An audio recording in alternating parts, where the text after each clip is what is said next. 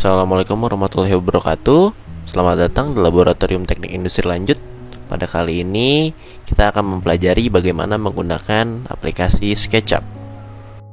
Sebelum menggunakan aplikasi SketchUp, disarankan terlebih dahulu untuk menginstal aplikasi SketchUp dengan versi terbaru, yaitu versi tahun 2021. Tanpa perlu berlama-lama, selanjutnya kita akan masuk ke dalam penjelasan mengenai tools-tools yang ada di aplikasi SketchUp.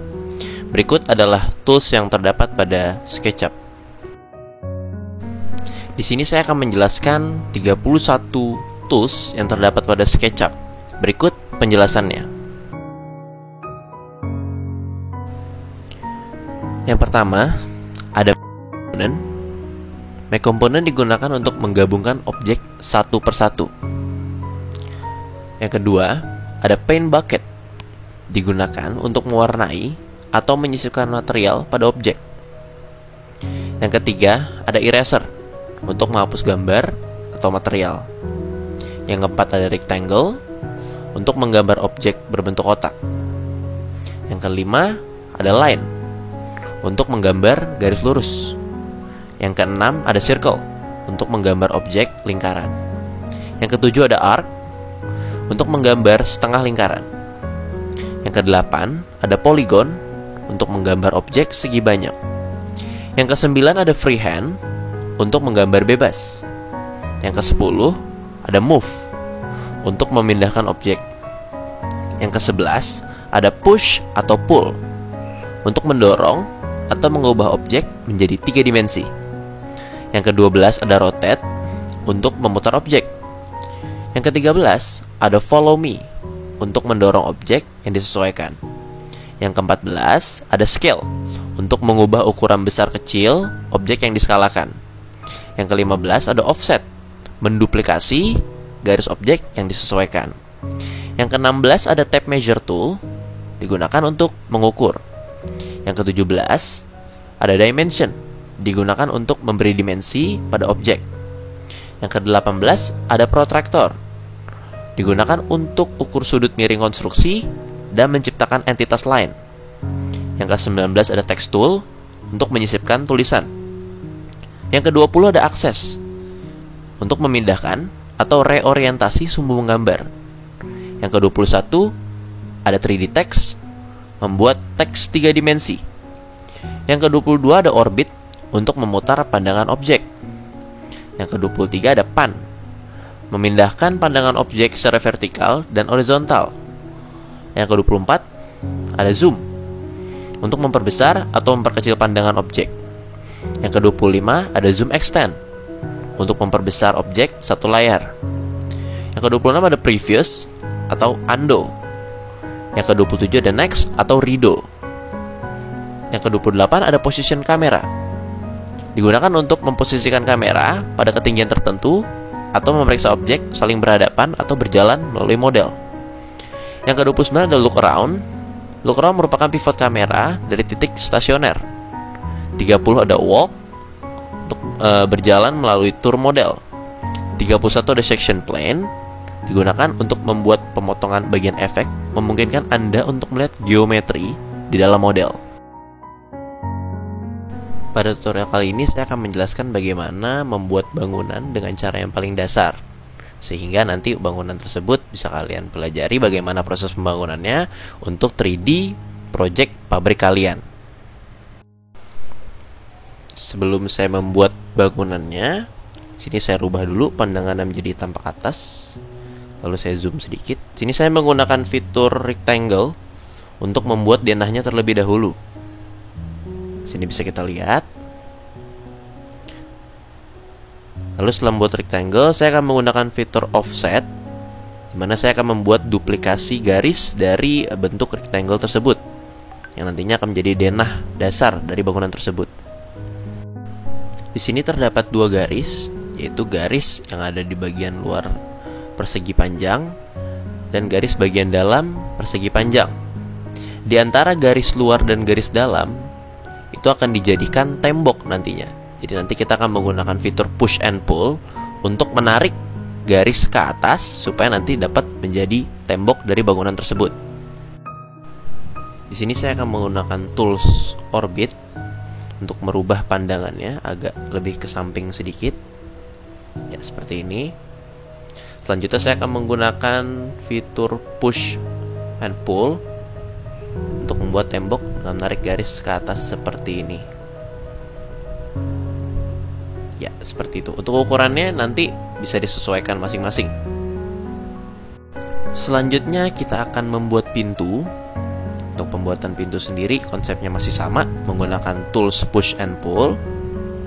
Sebelum membuat pintu, kita dapat menggunakan tools rectangle seperti tadi untuk membuat bentuk dari pintu tersebut. Seperti ini. Untuk ukuran nanti bisa disesuaikan masing-masing.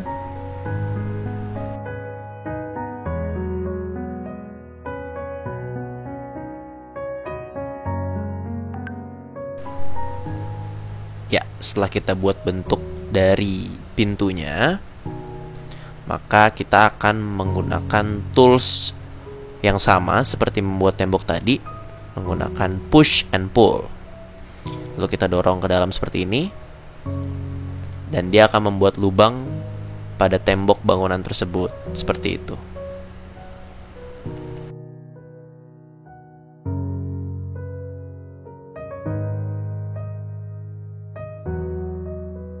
Selanjutnya di sebelah kanan bisa kita lihat ada default tray. Di situ ada scene, structure, entity info, material, dan komponen.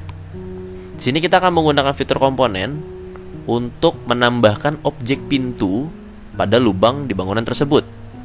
Fitur komponen bisa juga digunakan untuk menambahkan barang-barang seperti meja, kursi, dan lain-lain sebagainya.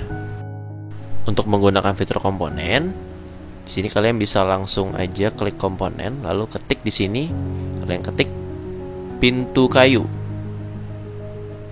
Lalu nanti klik enter. Di situ nanti dia akan keluar objeknya.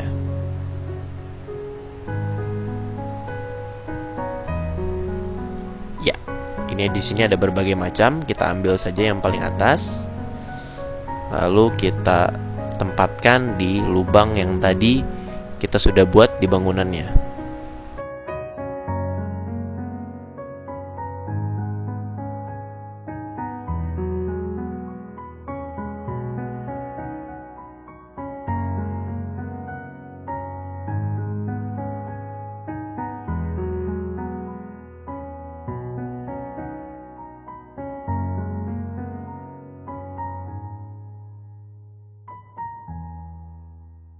Ya, kita sudah menempatkan pintu di lubangnya. Sekarang kita atur ukurannya dengan menggunakan fitur scale. Nah, ini kita gunakan fitur scale, lalu kita rubah sedikit lebar pintunya supaya dia bisa pas dengan lubang dari bangunan tersebut. Seperti itu.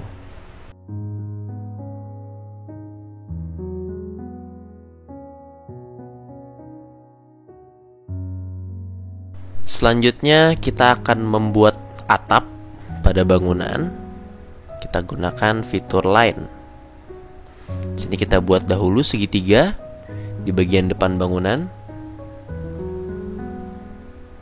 Seperti ini. Lalu kita akan buat garis untuk membuat sisi miring dari atap tersebut. Seperti ini. Lalu terakhir kita akan buat segitiga di bagian belakang. Seperti inilah pembuatan atap dan dari bangunan tersebut.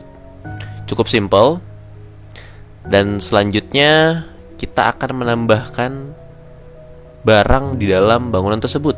Di sini kita gunakan komponen lagi. Lalu kita cari meja. Kita drag mejanya.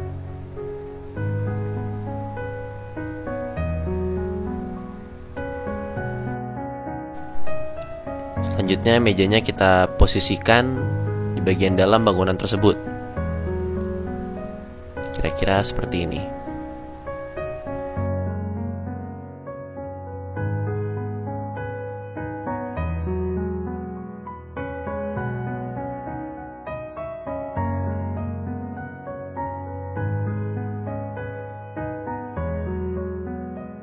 Sekian tutorial singkat untuk membuat bangunan pada aplikasi SketchUp kali ini.